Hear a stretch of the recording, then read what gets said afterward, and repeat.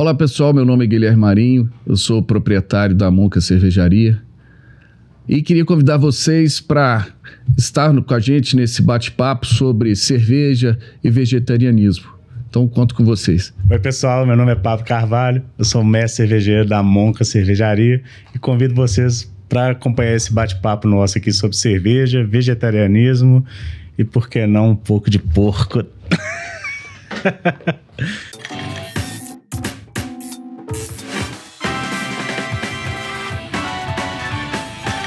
Hello meu povo, hello minha pova, mais um episódio do podcast começando com a pergunta cerveja, café ou vinho. Hoje um tema assaz do novo mundo. Teremos aqui um papo sobre fabricação de cerveja e vida vegetariana. A coisa de uns 15, 20 anos atrás, mais então nem se fala, seriam assuntos impossíveis de coexistirem na mesma mesa. Mas o que a gente faz quando a gente pega um assunto polêmico? A gente chama duas pessoas que trabalham juntas. Por quê? Porque elas não vão se agredir.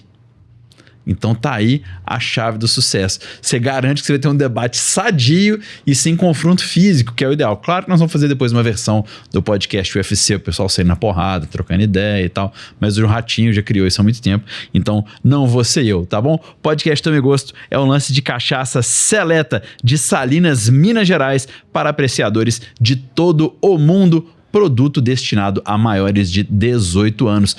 Uma coisa importante, escaneie o QR Code que está na tela, então entre na loja seleta.com.br, use o cupom TOMEGOSTO para 10% de desconto em todo o site da Seleta.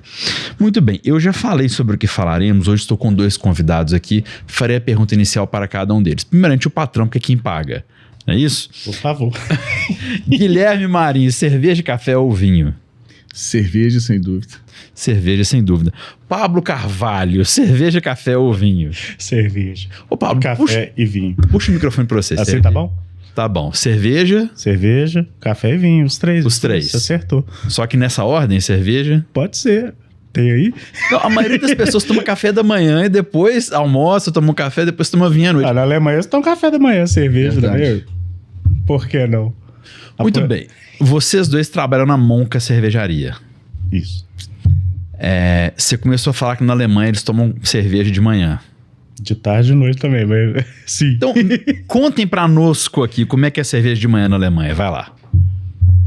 Bom, o Guilherme ele pode falar mais porque ele morou lá, né? Guilherme, você morou na Alemanha? Morei na Alemanha. Então me conta primeiro como é que é a cerveja no café da manhã, depois você me fala como é que foi morar na Alemanha. Bom, a minha primeira experiência com cerveja no café da manhã foi no hotel. Logo que eu cheguei na Alemanha, eu me deparei com uma chopeira. Então tinha lá café, tinha suco, tinha bretzel, tinha chopeira. E os alemães realmente tomavam a cerveja, tomavam café e tomavam a cerveja. Então isso lá é muito comum.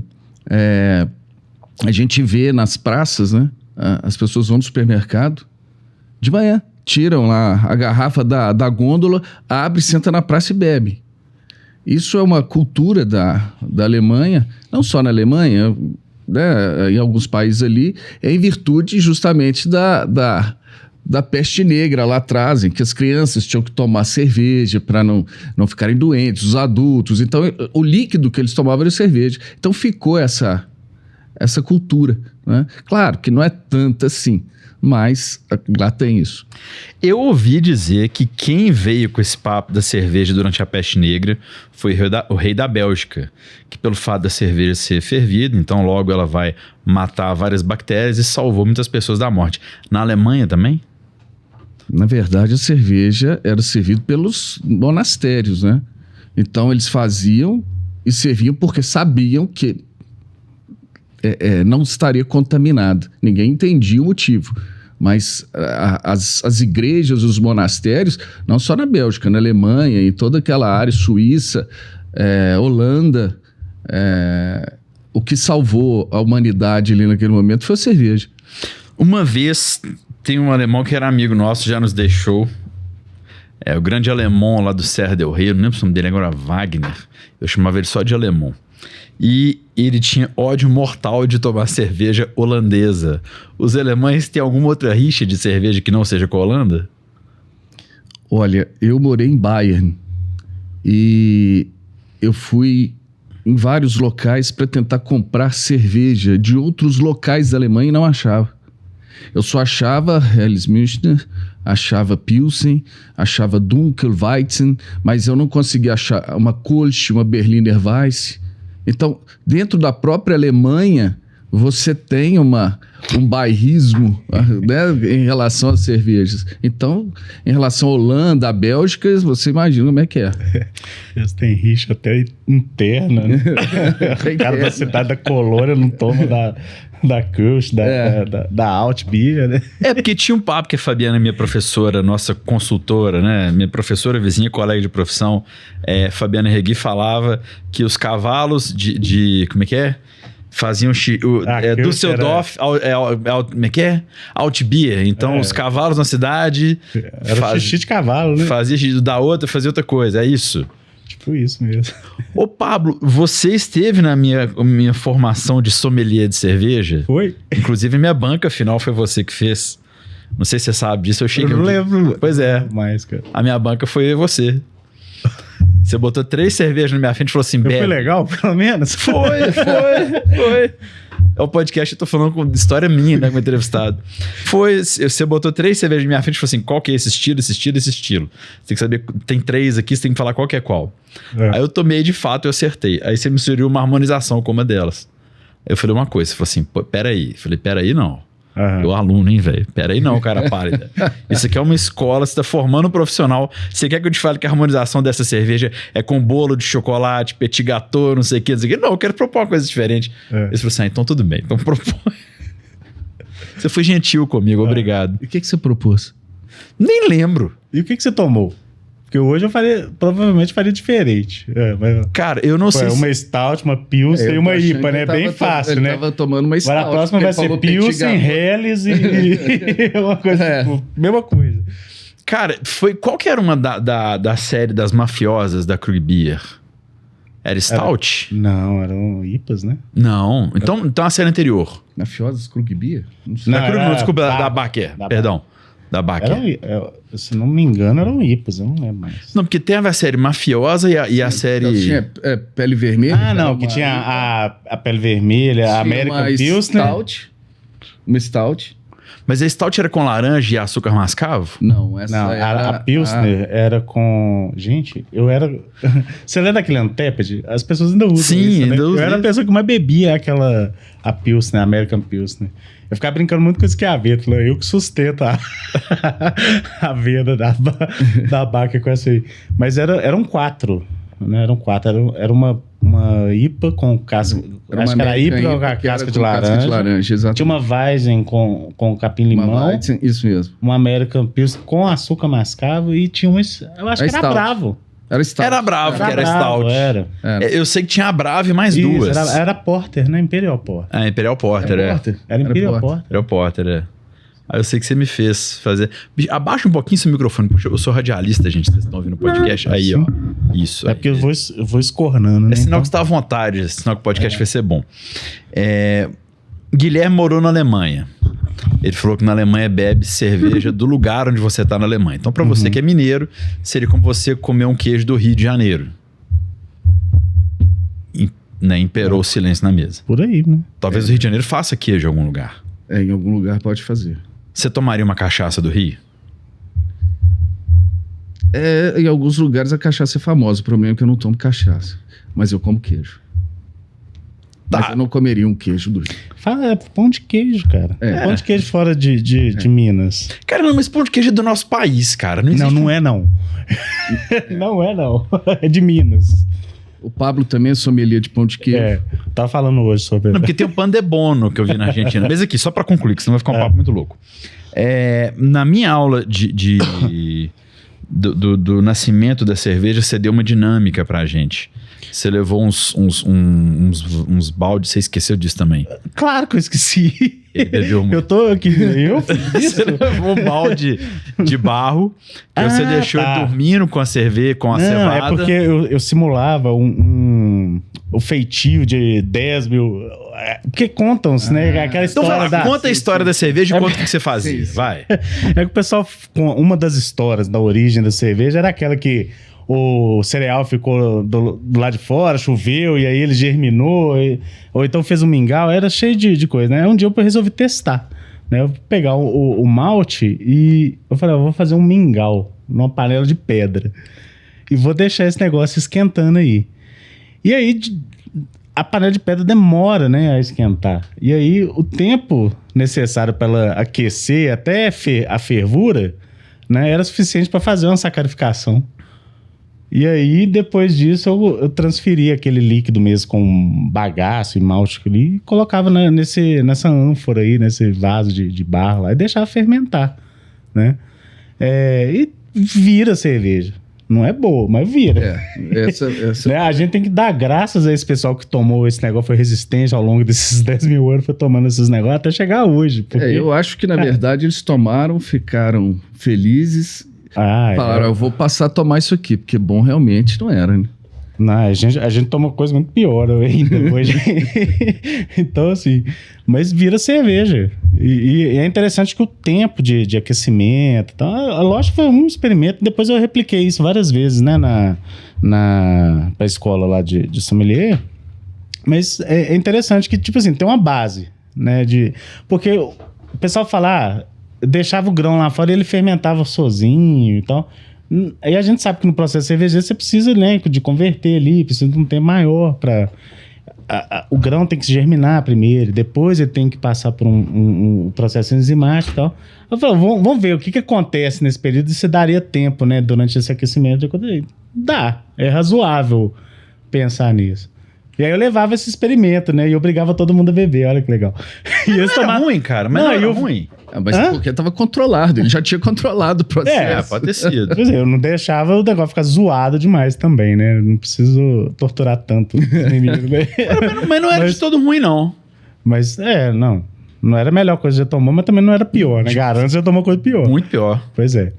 Mas é legal que na época o Falcone ainda levava o junco, né? Sim, ele levava o junco. O canudo de junco pra galera beber. E eu ficava de longe, só olhando. Nosso não vou beber, não. Marco Falcone saudoso. Falava dessa forma, uma coisa maravilhosa. Saudoso mestre Falcone, querido Mário Lasca. Até hoje eu me emociono lembrando dele. No início desse podcast eu falei pra câmera, falei pra todo mundo que era um papo entre um cervejeiro vegetariano e um mestre cervejeiro. E que isso seria uma fonte de conflito. Deixa eu começar do conflito e chegar na cerveja.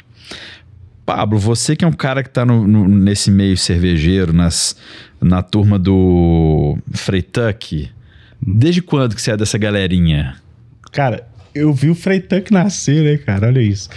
Porque era uma cafeteria. Sim. E eu brinco falando que eu passei a fazer cerveja, né, por preguiça. Por que você tinha preguiça? Porque é o seguinte, eu saía da UFMG à noite e ia com os amigos pra cafeteria. Chamava República do Café, era 24 horas. Aí a gente saía de lá de noite da Federal, ia pra esse café, ficava lá batendo papo, às vezes discutindo coisas da faculdade e entrava madrugada. Você fez o curso de? Na época era física. Aí a gente juntava lá e tomava. Aí a cafeteria foi vendida, né, e ficou uns 2, 3 meses, eu acho, ainda como cafeteria, e depois o Luiz Flávio mudou pra cervejaria. E aí, na época, eu não tomava muito cerveja, realmente não era uma bebida que me agradava. Aí, falei, cara, o que você tem que é parecido com café? Aí vai, tem Guinness. Vai, então traz aí, deixa eu ver. E foi o meu primeiro contato, assim, sabe, com cerveja. Isso era 2002, sei lá, né?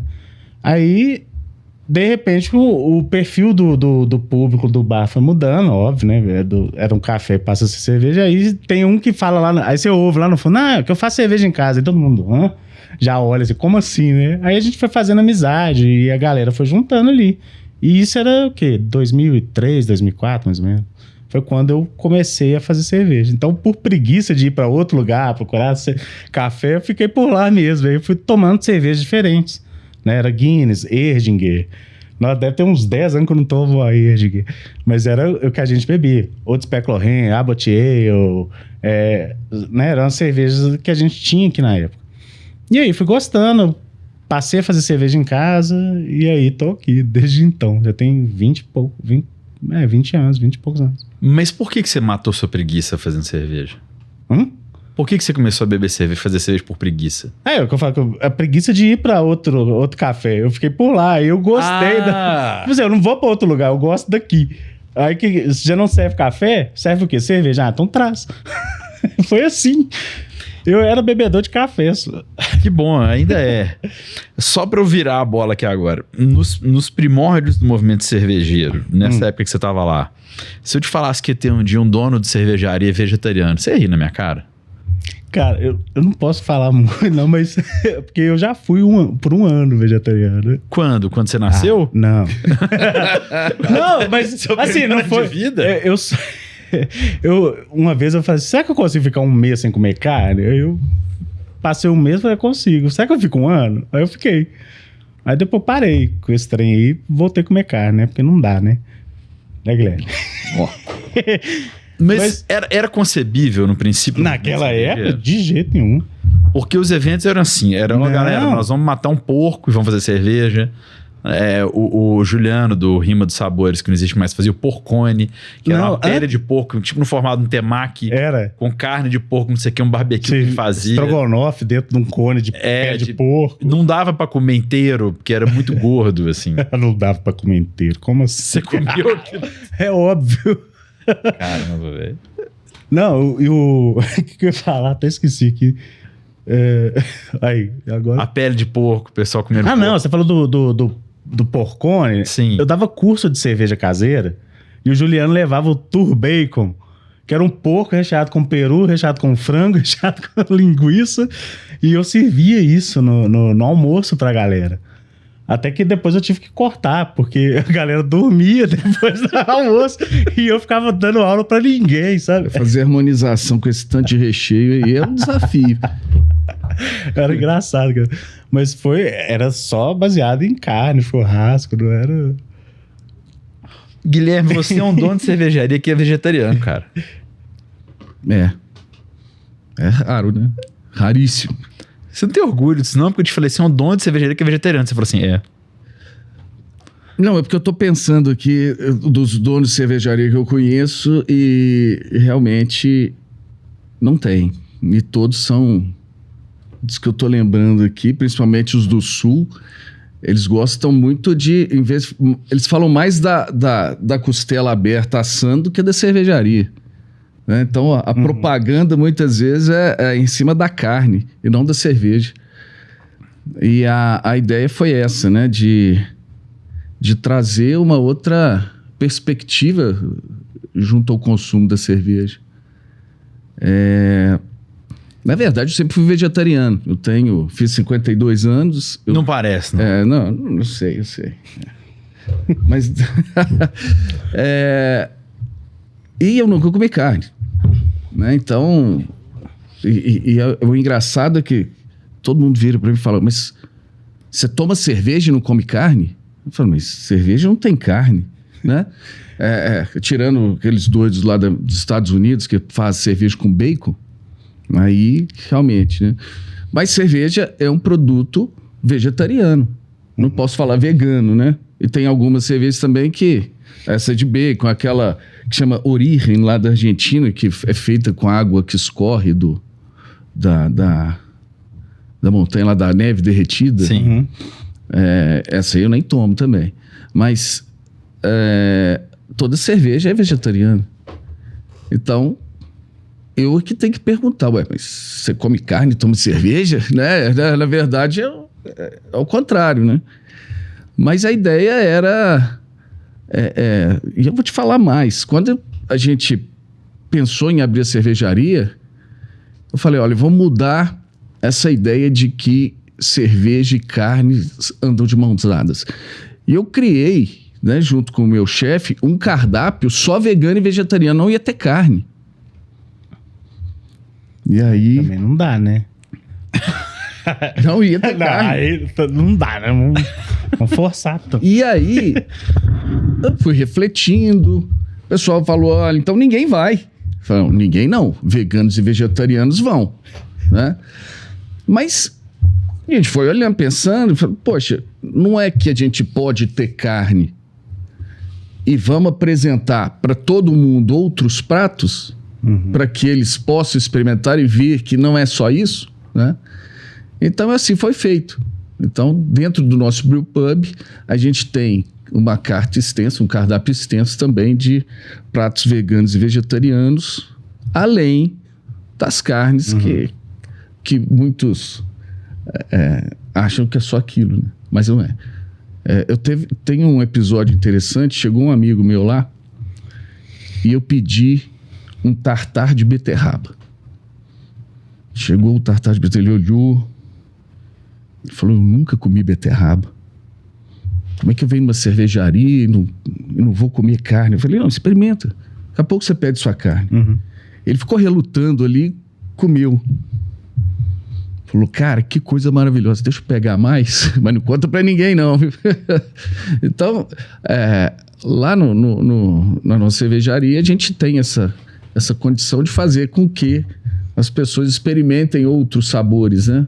Que não sejam só a carne. E você deixa os donos da cervejaria muito felizes também, o dono da cervejaria é muito feliz quando você come carne e elogia pra ele. Eu comi uma carne lá, um bife de ancho, outro dia tava delicioso.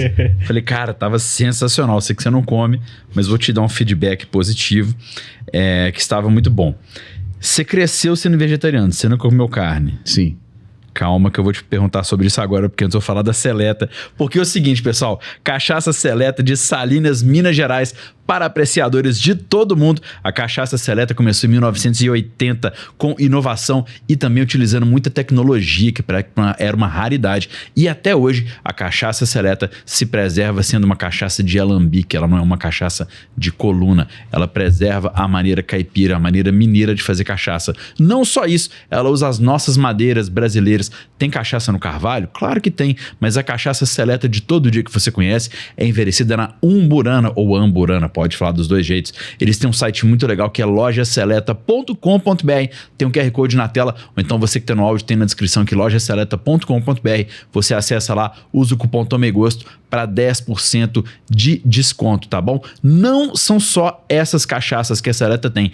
Entra no site que eles têm um portfólio incrível, tem muitos produtos muito legais, tem a Boazinha, que é uma cachaça branca para você fazer drink, ou para quem gosta de cachaça branca, quem é de Minas Gerais é apaixonado em cachaça branca, quem não é, normalmente não bebe cachaça branca, e muito mais. Sustentabilidade, as canas são cuidadosamente selecionadas, a destilação é feita nesse alambique maravilhoso de cobre e tem rótulos para todos os paladares. A cachaça Seleta também reutiliza todos os insumos, ou seja, o ciclo é fechado, o bagaço da cana, muitas outras coisas ficam por ali também, tá bom? Então acesse lojaseleta.com.br, use o cupom TOMEGOSTO para 10% de desconto em todo o site, tá bom? Lembrando que cachaça é uma bebida alcoólica, portanto, destinada a maiores de 18 anos, beba sempre com moderação e cuidado.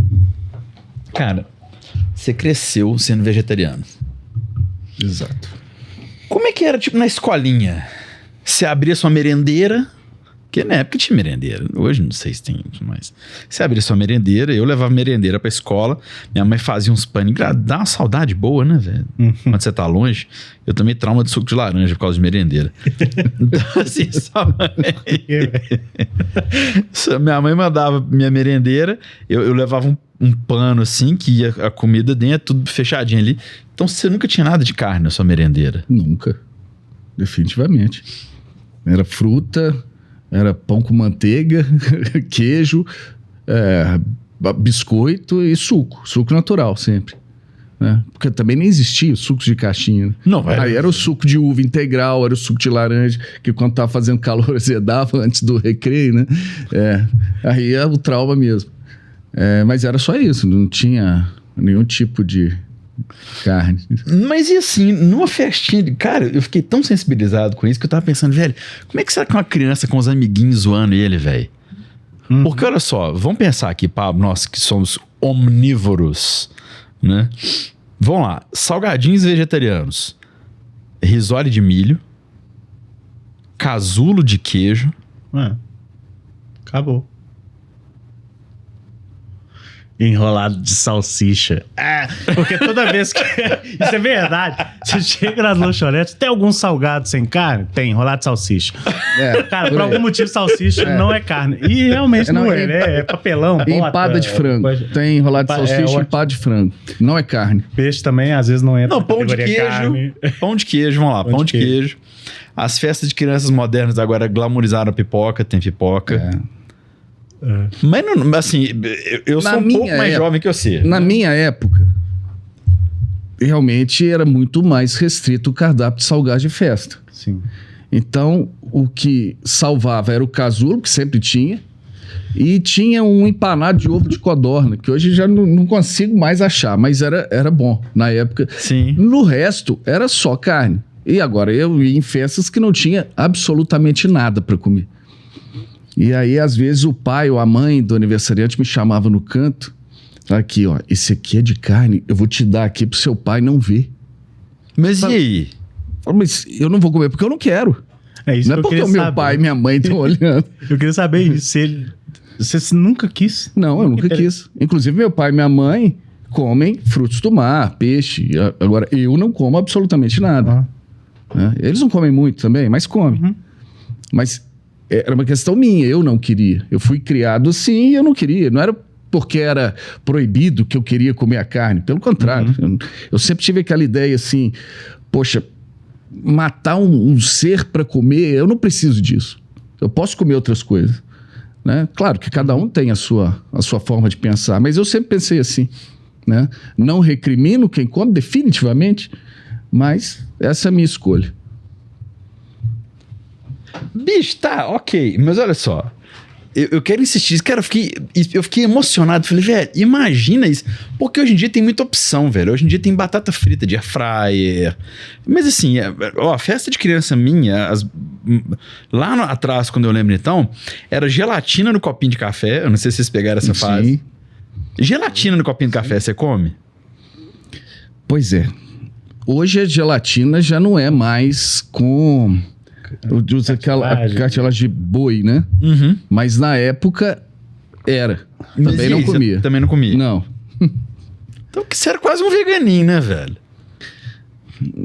Eu ainda não sei se eu vou conseguir me tornar vegano. Mas você quer? É difícil, né? Porque eu tenho um problema com queijo que é... Eu gosto muito de queijo. Então, isso é um problema. Eu acho que nessa encarnação eu não vou conseguir, não. Acho que eu vou ser vegetariano só. Nós vamos voltar a falar de cerveja, mas assim, e pra você namorar alguém, a pessoa tem que ser vegetariana também? Não, claro que não, né? Porque assim... Não, porque o primeiro date, você vai sair com a menina, você vai levar na pizzaria e vai comer pizza de queijo. Risoto de queijo. Deixa eu entrar num caso desse. Eu não queria.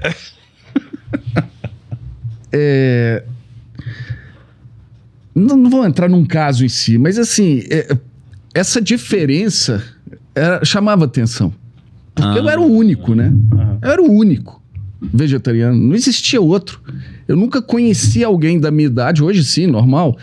Mas enquanto criança, adolescente... Não tinha, eu não conhecia outro vegetariano. Então, essa diferença trazia curiosidade, né? Então, nesse ponto, não era muito difícil para mim. Em terra de cego, quem tem olho é rei. Entendemos. Mas é uma coisa também, a questão do restaurante, já que você tocou no assunto. A gente ia para o restaurante e não tinha opção nenhuma. Nunca tem. Nunca teve. Você tem o que para vegetariano? Tem batata frita e uma salada de tomate com palmito. Então, a gente sempre acabava indo em pizzaria. Então, a minha infância era em pizzaria, porque não tinha outro lugar que oferecia outras coisas. Né? Uau. Como é que você foi parar na cerveja? Porque você é advogado de profissão? Eu sou advogado e sou professor universitário. Eu fui fazer uma palestra no início dos anos 2000 lá em Curitiba. E eu estava com o professor Jacinto Coutinho, que era professor titular de processo penal lá da UFPR. E ele me levou, a gente foi fumar charuto.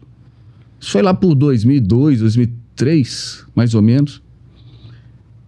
E ele tomava uísque, eu não tomo uísque. E aí eu vi que tinha uma cerveja brasileira diferente lá. E era uma Eisenbahn Dunkel. Eu falei, me dá essa cerveja. E fumei o charuto com aquela Eisenbahn. Eu falei, não é que essa cerveja é boa? Uhum. E era uma cerveja recém-nascida, né? Vinda de Blumenau. E aí eu comecei a buscar informações sobre cerveja artesanal, que quase não tinha. Quase não existia, né? Até que tinha o livro do Michael Jackson, mas não é o cantor. É o Beer Hunter, né? Que foi o grande desbravador das cervejas, né? O americano, ele escreveu o guia das cervejas na década de 70. Mas era a única coisa que tinha sobre cerveja, né? Depois foi aparecendo, mas ali eu comecei a estudar sobre cerveja artesanal. E aí veio a Baker aqui, veio a Falck. Então, desde aquela época, eu comecei a ler e me interessar. Eu falei, um dia eu vou seguir também pelo caminho das cervejarias. E aí, a partir de 2019, a gente começou a desenvolver o projeto da Monca, né? Foi assim. Mas e por que você foi para a Alemanha, então? Você foi para estudar cerveja? Não, fui fazer doutorado em Direito Penal. Mas você foi fazer doutorado em Direito Penal na Alemanha? Quantos por cento que foi Direito Penal, quantos por cento foi cerveja? Na hora de você caçar o lugar lá. Então, acabou que eu não terminei o doutorado. Tá eu voltei... já, tá? Já explicou. Mas eu conheci muitas boas cervejarias. Não, viu? Muitas boas cervejarias, ainda mais em Bayern, né? Eu morava em Augsburg. E lá já tinha cervejarias do século XIV, né? A Rigler, por exemplo, a de 1300 e pouco. Tinha outras, mas é muito próximo a Munique, então a gente ia a Munique e fomos conhecendo cervejarias por ali. E eu passei a não mais ficar muito ligado no direito penal, né? E vi que já não tinha mais paciência para isso e larguei. Então, depois de velho, você fez aquela coisa que seus alunos da graduação faziam, você saía da aula e ia pro boteco. Por aí. Resumidamente. Um pouco tardio, né? Matava a aula do doutorado pra beber cerveja. É verdade. Bateu depois a onda. Vamos chegar na Monca, então. Aonde que nasce a Monca? O que é a Monca? Por que o nome Monca? A Monca, a ideia Monca, surgiu primeiramente com o Pablo e com o Paulo Schiavetto. Só faz um preâmbulo de quem é o Paulo Schiavetto, por favor, querido Pablo. Eu usei até a palavra preâmbulo porque o Schiavetto merece. Porque ele é muito dinossáurico.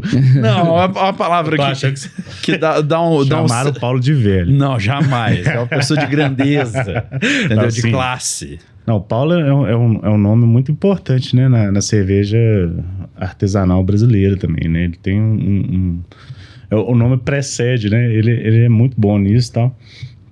Consultor de cerveja, foi mestre cervejeiro da Ambev, enfim. E aí, acho que no meio cervejeiro não tem quem não conheça, né? O Paulo Schiavetto. Todos conhecem. Ele é um nome muito conhecido. Por sorte, né? Mora aqui em Belo Horizonte, a gente tem uma amizade muito grande, né? Eu e o Paulo e tal. Então, assim, ela saiu da cerveja e né, a amizade foi pro âmbito pessoal. Então, a gente sempre tá encontrando e numa dessas a gente parou. Pô, a gente sempre tá fazendo cerveja para cervejarias, né? Olhando o que o consumidor quer, sempre tentando trazer novidade, mas a gente não faz cerveja que a gente gosta de beber, né?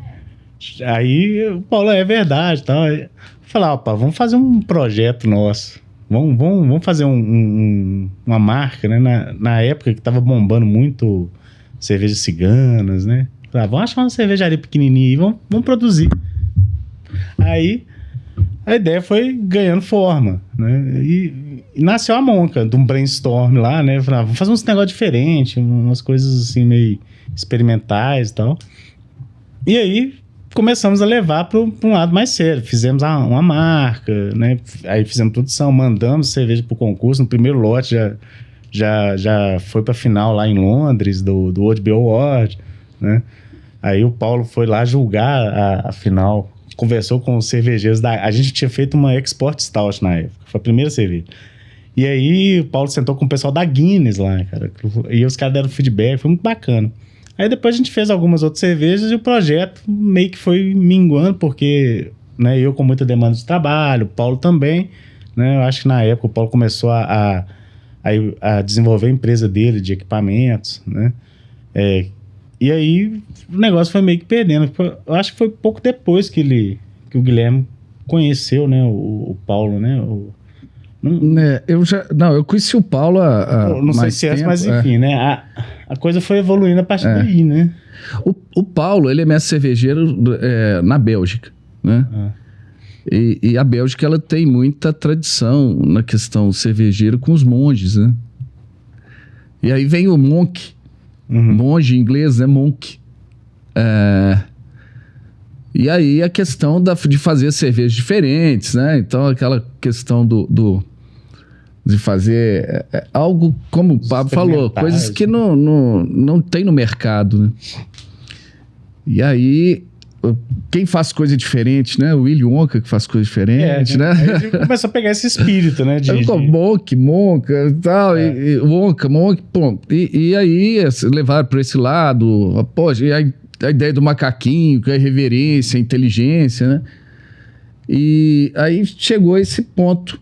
E quando eu fui... Eu tinha sido aluno do Paulo, lá em Blumenau, num curso em Blumenau. Não sei se foi Blumenau, São Paulo também, tem muitos anos. E aí a gente começou em 2019 a pensar na fábrica de cerveja. Aí tinha um outro nome e tal. E aí eu sentei com o Paulo e com o Pablo, falei, vamos puxar o Monca, porque casa justamente com o que a gente... Com o ideal inicial, com o meu, vamos fazer junto isso aí.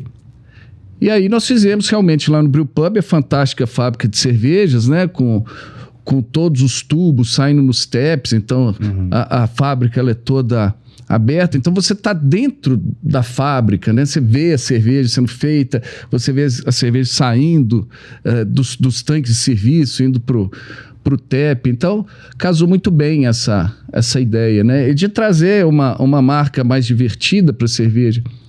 Porque a gente estava cansado de ver pirata, caveira, bruxa, duende em cerveja artesanal. Vamos mudar, vamos colocar uma coisa mais divertida aí. Então foi assim que surgiu hoje o Brewpub, o maior Brewpub de BH, que é a Monca Cervejaria. Cara, é mesmo. É pirata, caveira... bruxa, muita coisa ligada à guerra, né? Guerra, duende. Verdade. E aí veio... A minha cerveja caseira lá atrás tinha temática de pirata, olha aí. Não, e eu tô viajando aqui. Isso mesmo. Que assim, a gente usa muita coisa de pirata, mas a gente às vezes não dá, assim, goste ou não, tem uma cultura ali, né? Sim. Tem um bar aqui de coquetelaria em BH que é o Piratas, né? Que, aliás, coquetéis do Conrado, deliciosos. A Monca tem os nomes das cervejas com nomes de macacos ou símios. É porque eu vi Planeta dos Macacos, tô tentando ser inclusivo também, porque se o César dominar o mundo, eu não vou estar sendo taxado aqui. E tá faltando o César lá. Tá faltando César. Pois é, porque tem Mico Leão Dourado, que é a Pilsen.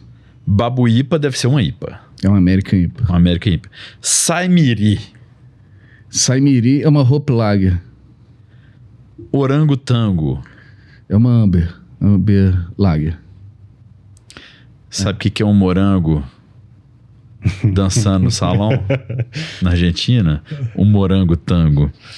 Aí eu parei pra pensar, cara, os macacos que ainda não viraram cerveja. Você falou do César, né? César, planeta dos macacos.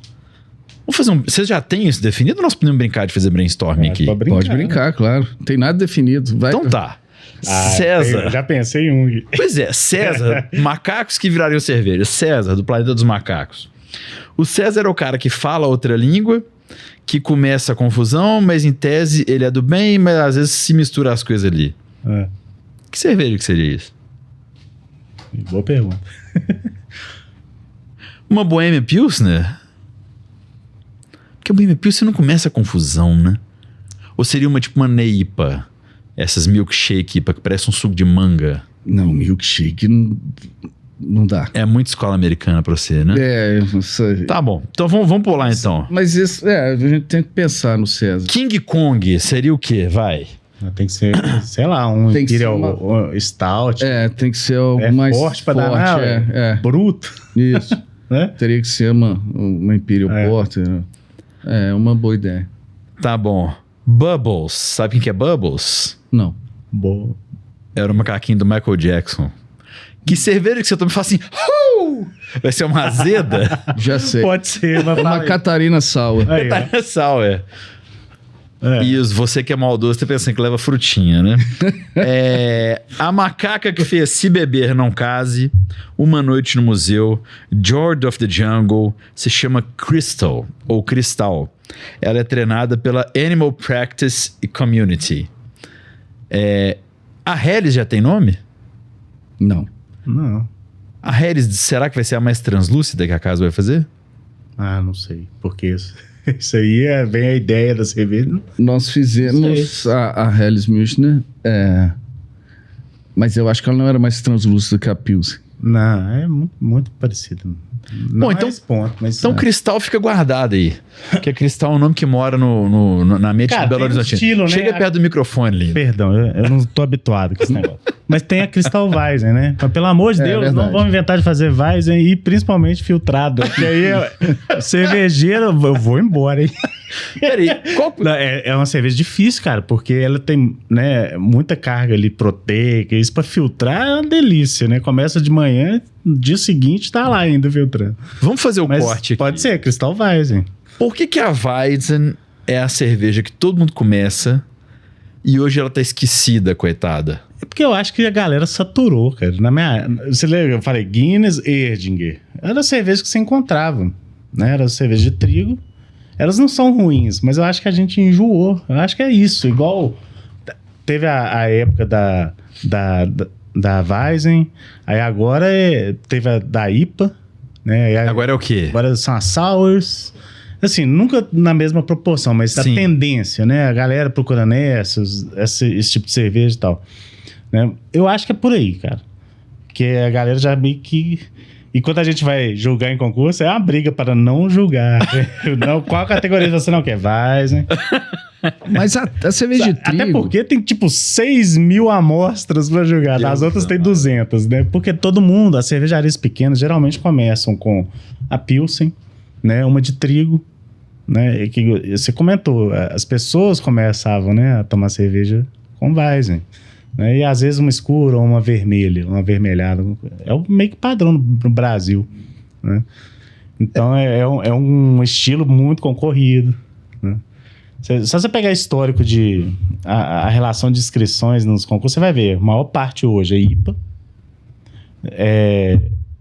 Pilsen todas fazem, né? Então Pilsen também é muito e Weizen. São os três estilos mais concorridos. Fala, Guilherme. Então, a cerveja de trigo, né? Weizen ou Weiss, ela é pesada, né? Mas na Alemanha ela também é pesada? Não, porque lá eles têm essa cultura, né? Em Bayern tem a cultura da cerveja Weizen.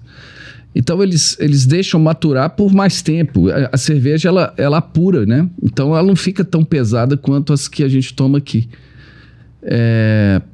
Mas o sabor dela para entrada é bom, porque esse cheiro tem aquela banana, né? Não, e ela é linda no copo. Assim. Ela é turva, ela dá uma espuma bonita, bota naquele copão. Sim. Tal. Não esquenta. Aqui no Brasil, se eu botar cerveja no copo grande, esquenta. Lá na Alemanha, se eu tomar um copo de 1 litro de cerveja, não esquenta, não? As cervejas lá são servidas em temperatura ambiente, né? Mas ambiente? Ambiente de lá. De lá. Que é mais fresco. De lá. Mas e no verão, velho? Não, aí elas vêm um pouco geladas. Mas não é igual aqui, não.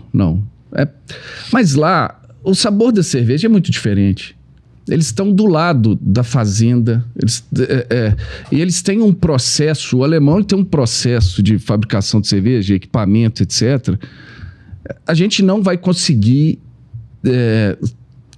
importando as coisas de lá, fazer o mesmo estilo de cerveja. Não tem jeito. Então, lá, a qualidade da cerveja permite que a gente sinta o sabor, porque você sabe aí, claro, todo mundo aqui, né? Todo mundo sommelier. Quanto mais gelado, menos a gente sente sabor. Não é isso? Então, lá, eles entendem isso. Então, lá se busca identificar aquela complexidade de sabores. Então, a cerveja é servida menos gelada. Né? Então, isso é normal. E agora, lá na Alemanha, falar que tem calor no verão é só quando tem El Niño, porque no verão lá, normalmente, é 25 graus. Não passa dali. Né? E eu achando que o Alasca era frio. Não, Alasca. 25 graus. Nosso clima aqui, né? Calorzinho. Nosso clima, não. Hoje estava 35. Mas realmente... É por volta de 20, 22. Não, mas isso quando? Só se for de noite. Inverno. Mas lá eu tô falando do verão. Não passa ali dos 25. Sim. Então a qualidade da cerveja, o processo que os caras usam, o frescor do insumo, dos insumos, né? Faz com que você tenha realmente prazer em tomar naquela temperatura. Não tem problema nenhum. Tá bom, você venceu batata frita. Vamos finalizar os macacos aqui, eu tenho um monte de outras perguntas. Macaco louco é das meninas super poderosas. Aí eu vou deixar uma pergunta no ar também, que minha professora briga comigo. Não existe sabor de mulherzinha quando fala de cerveja frutada. Então eu acho que você tem que pensar numa super poderosa, viu? Quem sabe a Double IPA, hashtag fica a dica. Glick dos Super Amigos. Glick é legal. Glick mesmo. Nós que somos década de 80.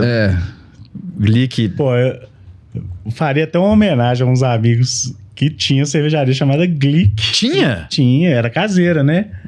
E eles tinham uma cerveja que era uma Vit, que é uma cerveja que eu tô planejando produzir ainda.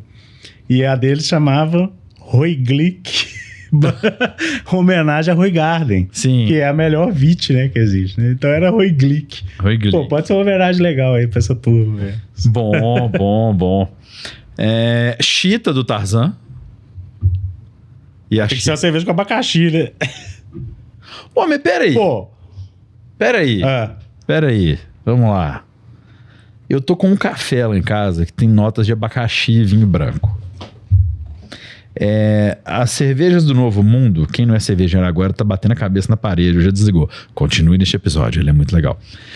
As cervejas lúpulos do Novo Mundo vão ter esses aromas todos aí, melão, né? Vai ter o pine, vai ter um monte de coisa que até então não tinha tanto, né? Fruta cítrica e tal.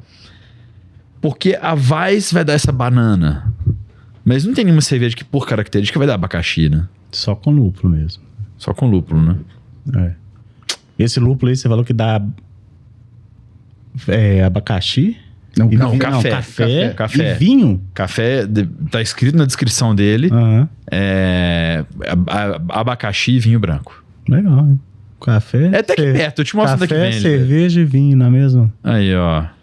O nome dela já tá dado ali, ó. Tomei gosto. Eu tomei gosto. Agora, tem um que nós não podemos esquecer, que é o Macaco Tião, que é candidato a prefeito do Rio. Que é uma história tristíssima. Você sabe a história do Macaco Tião? Não. Cara, eu fiquei triste. Eu tô emotivo hoje, velho. O Macaco Tião chegou no zoológico do Rio como chimpanzé. Quer dizer, também morreu chimpanzé. Ele não transicionou, não.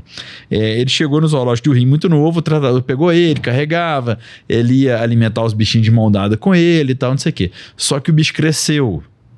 Conclusão, ele teve que ser confinado. E ele nunca ficou feliz depois de ser confinado.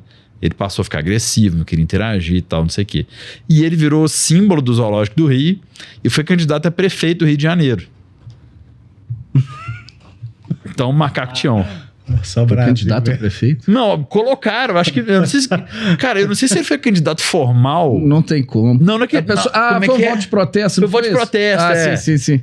Acho que a galera escreveu lá, Macaco Tião. Exatamente. E porque não existia urna eletrônica, você Exato, que é jovem, né? Nós que somos de Belo Horizonte, Idi Amin, Sim. né, o gorilão Gorila. do nosso zoológico. E tem uma história que eu tava no rádio, quando eles trouxeram Imbi e Kifta, que eram as fêmeas que trouxeram, porque o Idi Amin não procriava. Sim. Com a parceira dele que tinha lá, ela veio a falecer. Aí trouxeram Imbi e Kifta. Mas ele também não procriou com elas. A gente ia até fazer uma novelinha no Silicone Show que eu escrevia. Um cara era uma macaco, outro cara era outra. E o Idi Amin ficava lá. Enfim. Tem algum outro macaco que a gente possa lembrar agora aqui? Macaco Prego é a música do Skank? Cara, tem um famosaço. Quando a gente era moleque, a gente assistia Spectraman. Spectraman. Dr. Gore. Chega mais pra perto do microfone. Caras e Dr. Gore. Dr. Gore. Um gorila isso eu não com lembro, não. peruca branca que ficava gesticulando. Temos que acabar com o Spectraman. Você não lembra disso? É verdade, é verdade. Vocês que estão de cabelo branco aí. Eu não tenho nenhum, mas vocês são mais velhos, né? É mesmo, Pablo. Eu tenho muito mais cabelo branco que você, né, velho? Com certeza. Cara, então esse podcast é o podcast Transforme Sua Cerveja no Macaco. Enfim, tô dando sugestão aqui, porque Macaco Prego também tá nesse podcast Tomei Gosto. O Chico Amaral, que escreveu, contou a história do Macaco Prego. Eu vou mandar o corte pra vocês dois, pra vocês assistirem. Aham. Manda lá. Porque Às vezes tem uma ruiva no meio do caminho. Ah, é? Ele apaixonou por uma moça que eu acho que era ruiva. Ele era da casa... Bom, Chico Amaral, se eu estiver errado, me perdoe. E Haroldo também. Parece que na época criava-se um macaquinho na casa do pai do Haroldo, no Santa Lúcia, onde o Skank ensaiava. E eu acho que o Haroldo teve uma nova... Haroldo, se não for, me perdoe. Se for algum dos integrantes, me desculpe. Namorava uma menina que, se eu não me engano, era ruiva. E o macaco apaixonou por ela. E quando ele aparecia, ele fazia alguma coisa. Uhum. E aí é o Macaco Prego. Uhum. Entendeu? E o Jota Quest tem Planeta dos Macacos. É verdade. Então, tá aí, gente. Então, acabou o quadro Nome do Macaco para cerveja. Esse é o podcast. Tomei gosto. O bom cervejeiro, a gente pode dizer que, de certa forma, o frenesi, talvez ele já tenha passado. Aquela loucura e tal, né? Uhum. Até falando em Skank, o Henrique Portugal falava comigo: ô Mário, o mundo antigamente era assim, você tinha que ser de uma banda, depois você tinha que ser da igreja, aí depois você tinha que fazer a cerveja, e hoje em dia você tem que ser consultor ou coach, né? Pra você ser incluído nos lugares. Ou ter uma startup. Qual que é o grande desafio que vocês enfrentam de fazer uma cerveja nova, num lugar bonito? É uma região industrial, mas está muito perto, muito próximo da zona de alto poder aquisitivo da cidade. Qual que é o desafio de vocês com essa brincadeira, no bom sentido, da Monka?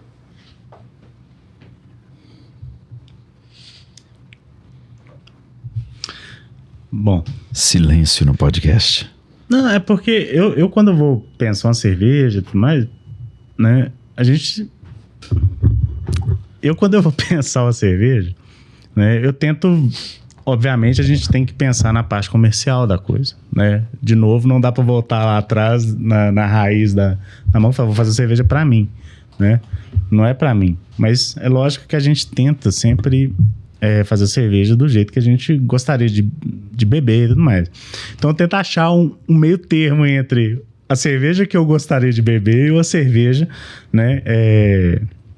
Que vai cair no gosto do público. Porque isso é importante. Né? Não tem como a gente desconsiderar isso, porque é uma cervejaria, é uma empresa, é um negócio, né? Então, eu sempre estou levando isso em consideração, né?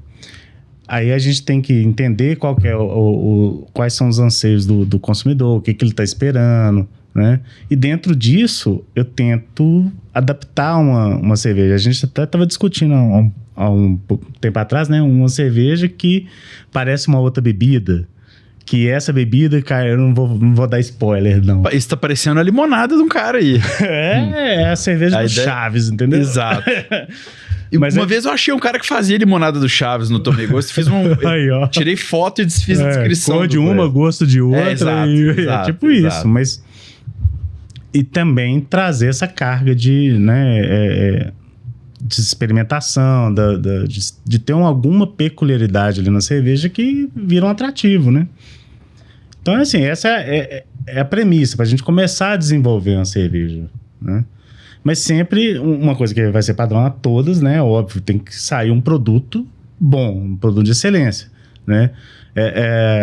Eu sempre brinco falando, né? Se não for... Esse era um dos critérios da Monca, né? Lá atrás a gente mantém, né? Tá ruim? Nem vai ser cerveja, vai pra pia, vai pro ralo, né? Já vai sair cerveja ali pro cliente, pro consumidor, que se ela tiver, né, excelente, né? E isso é o que orienta, né? Essas são as linhas que orientam a gente. O que o Pablo falou, e dentro da sua pergunta, é exatamente isso. Nós não queremos ser uma cerveja de mercado. Tanto que nós não vendemos em supermercado, a gente não quer fazer grandes tiragens para ser realmente uma cerveja artesanal. E então o mestre cervejeiro, ele cuida de todo o processo, né, isso é imprescindível para uma boa cerveja, e usar insumos originais daquela cerveja. Então, por exemplo, a Pilsen, a nossa Pilsen, a gente usa o malte Pilsen, Munique, alemães, né? Então, esse desafio porque se a gente coloca isso no mercado, o preço vai ser altíssimo e provavelmente ninguém vai comprar. Mas quando a gente faz no brewpub, é possível a gente entregar um bom produto num preço acessível, né? Então, aí me perguntam, na hora que crescer mais, vai para o supermercado? Não vai para o supermercado, né? Porque a gente não conseguiria manter a qualidade, né? Essa qualidade superior que a gente busca, dentro de um preço de mercado, né? Então esse é o ponto. Gostei das respostas. A gente falou um pouco sobre vegetariano. Vamos só dar uma passada rápida aqui nos pratos da casa que eu já vi, que são vegetarianos, que eu tenho certeza que muito vegetariano ficou agarrado no podcast até agora para ouvir. Tem uma eu não como couve-flor, eu comi uma couve-flor lá que estava deliciosa. Ela é frita? Ela é o quê? Não, ela é assada, né? Assada. E aí vem aquele bom, velho. Eu não como couve-flor, essa eu comi, achei legal. O que mais? Para um vegetariano que vai falar assim, harmonizarei. Alguém que tá vendo a gente aqui, tá no YouTube, com o pé no sofá, coçando no meio dos dedinhos, falando assim, capaz. Eu quero lá ver o que eu como de vegetariano com essa cerveja que dá certo. O que mais? Olha, tem um pastel flauta de queijo vegano com uma cebola caramelizada, que sai muito. E o incrível é que muita gente pede e não é vegana. É um prato que sai muito lá, né? E esse pastelzinho a gente harmoniza tanto com Amber, com Pilsen, ele cabe, né? Aí tem a couve-flor, tem vegano e vegetariano. Deixa eu lembrar agora do cardápio inteiro, porque eu vim preparado para brusqueta. Tem as brusquetas, né? Tem empanado, tem... A nossa brusqueta, por exemplo, todas elas são vegetarianas ou veganas. Não tem nenhuma brusqueta lá com carne. Mais das entradas, né? Das entradas. Tá? Porque tem risoto, tem massa. Sim, risoto, tem. Os pratos principais, né? Tem. Sim. Eu acho que risoto lá, risoto mesmo, todos são veganos ou vegetarianos. Porque alguns acompanham a proteína, né? Acompanham a proteína, mas eles são servidos também sem a carne, né? Tem um nhoque vegano de trufa, como é que é? De champignon com trufas, trufado, né? No azeite e tal. Então, assim... eu teria que até chamar o chefe aqui para me falar. Mas tá ótimo. Mas um negócio que é interessante sobre os pratos vegetarianos lá é esse comentário que eu já falei há um tempo atrás com o Guilherme. Assim, quem come carne, olha o cardápio e se interessa pelos pratos vegetarianos e os pratos veganos.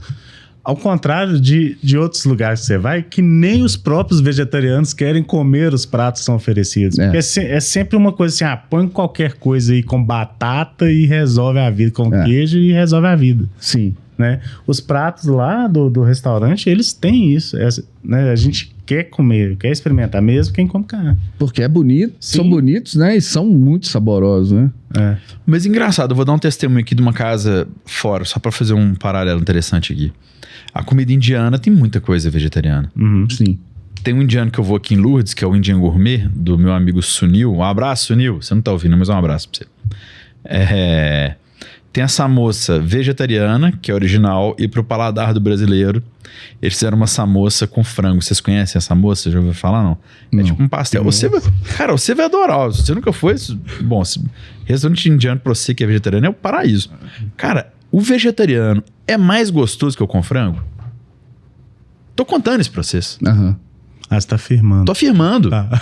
E eu já levei carnívoros brutais, como meu grande irmão Adroaldo Leal, de Pedro Leopoldo, pro mundo. Falei, Adro, come o com frango e come vegetariano. Falei, come, menino. Ele comeu com frango, gostoso e tal. Falou, Mário, que é isso? O vegetariano é mais gostoso. Falei, cara, o cara sabe fazer, velho. Sim. Entendeu? Tem uma tradição aí, milenar e tal. E muito louco isso também. Arroz e feijão, que é a base da comida do brasileiro, é vegano. Claro que tem a galera que dá uma carregada no feijão. Né?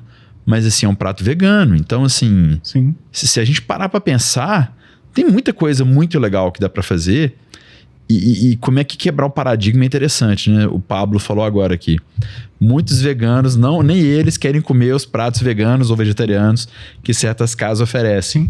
Enquanto você que é omnívoro em larga escala, tem vontade de comer todos os pratos vegetarianos ou não que a Monca oferece. Então, assim, eu acho que a gente tem que valorizar o chefe aí, quem tá por trás também, de instigar isso.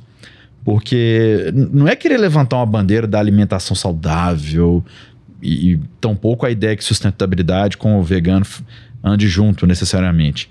Mas assim, é legal, é uma experiência muito boa. Eu acho que vale a pena. Tem uma pergunta que eu faço para as pessoas nesse podcast, que é a refeição de domingo. Na sua casa, qual que era a refeição de domingo? Vocês que são vegetarianos.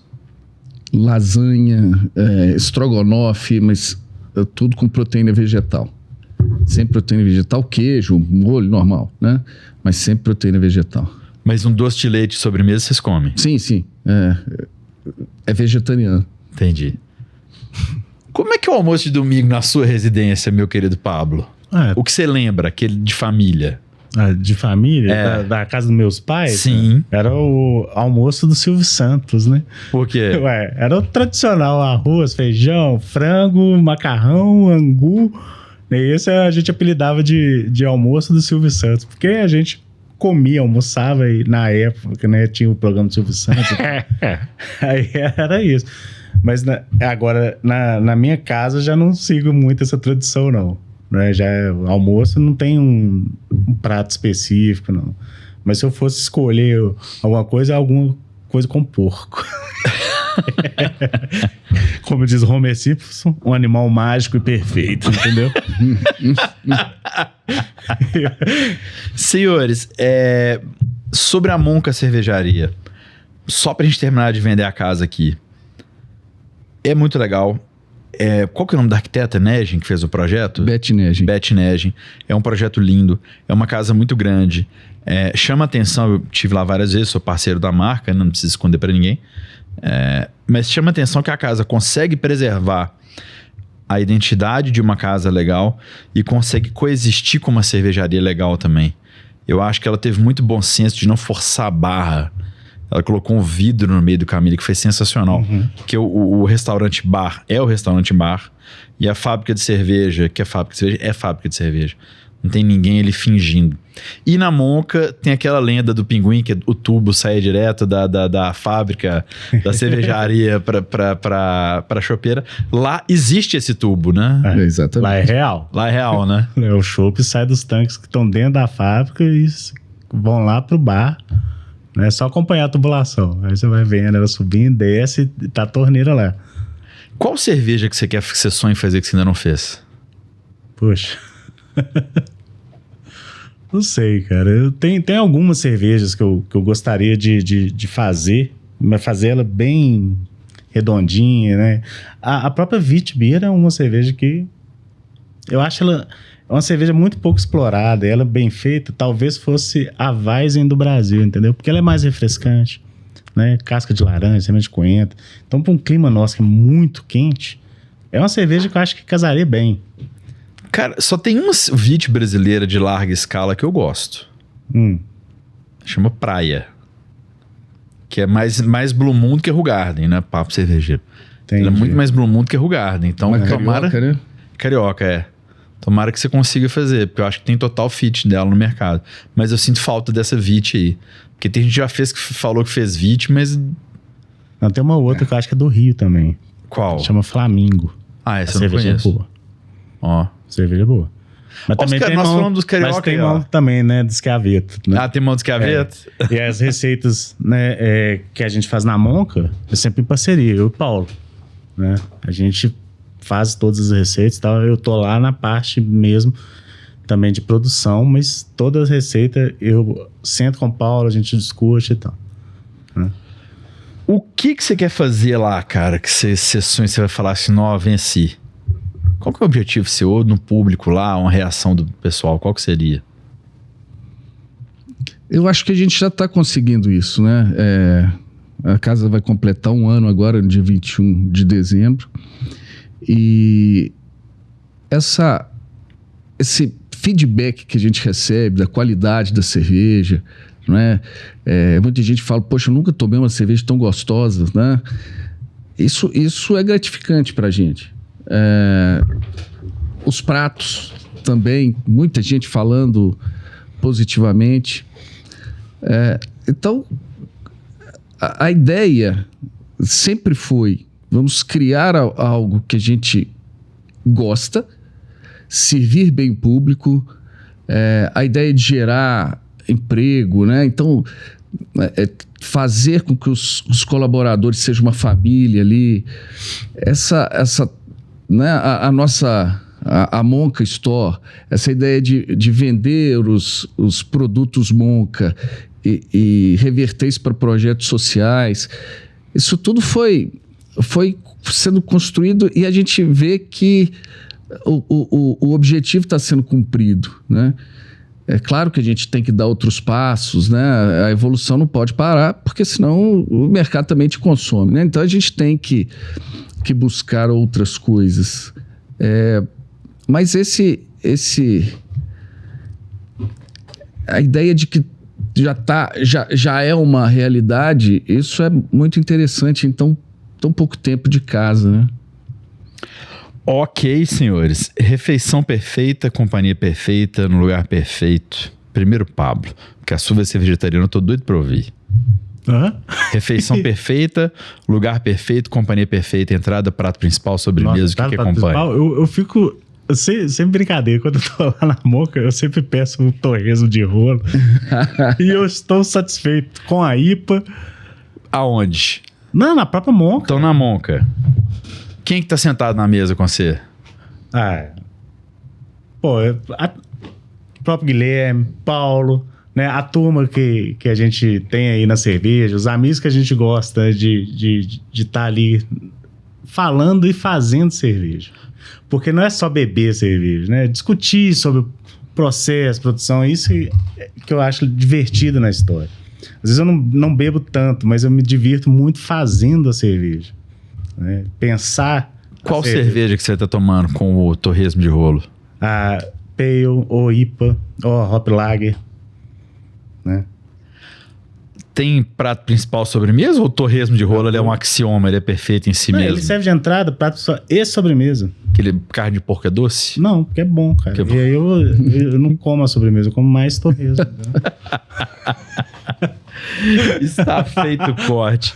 Guilherme Marinho, refeição perfeita, lugar perfeito, companhia perfeita.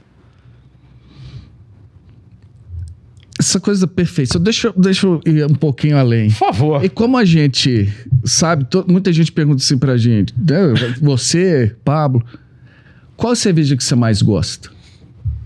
Isso não dá pra responder. É o momento, né? É o momento, é o seu estado de espírito, né? É o clima. Sim. Então, se você falar assim, lugar perfeito, eu vou falar que é a Monca. Porque ele foi construído com muito carinho, então é filho nosso. Companhia perfeita. Mário Alaska, Pablo, minha mulher, meu irmão, meus pais. Agora, hoje, vamos pensar, numa sexta-feira com festa, eu quero estar com os meus amigos, vamos fazer uma confraria, vamos jogar papo fora de cerveja, etc. Companhia perfeita, né? Mas aniversário de casamento, vai ser na Monca também, mas qual que é a companhia perfeita? Minha mulher. E qual que é a cerveja? Então, tudo...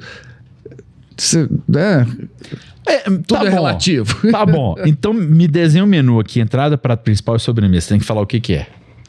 Entrada, um cheese nuggets. Olha, ele tá sendo pouco corporativista. Tá no cardápio.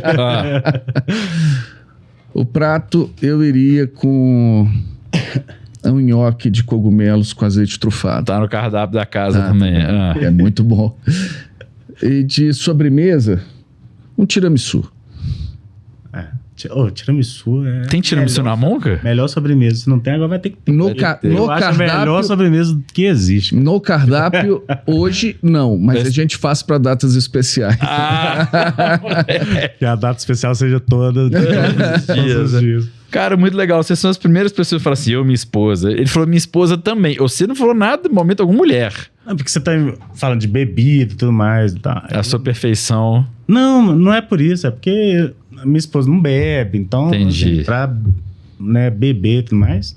Mas hoje, meus programas são quase que exclusivamente familiares. Eu, minha esposa, meu filho e isso. Ok, eu não tô julgando, não. Você tá... Senhores, muito obrigado que vocês vieram. Foi um prazer tê-los recebido nesse podcast. Valeu demais. Você que quer conhecer a Monca, pesquise nas redes sociais Monca Cervejaria. Ela está localizada no Olhos d'Água. Excelente para suas confraternizações, para um happy hour ou para conhecer a casa que é deliciosa. Falei bem? Mais alguma coisa? É isso mesmo. Lembrando que tem 2 espaços kids, que para a família é sempre muito bom, né? E um espaço adulto também, que é a fábrica de cerveja. É verdade.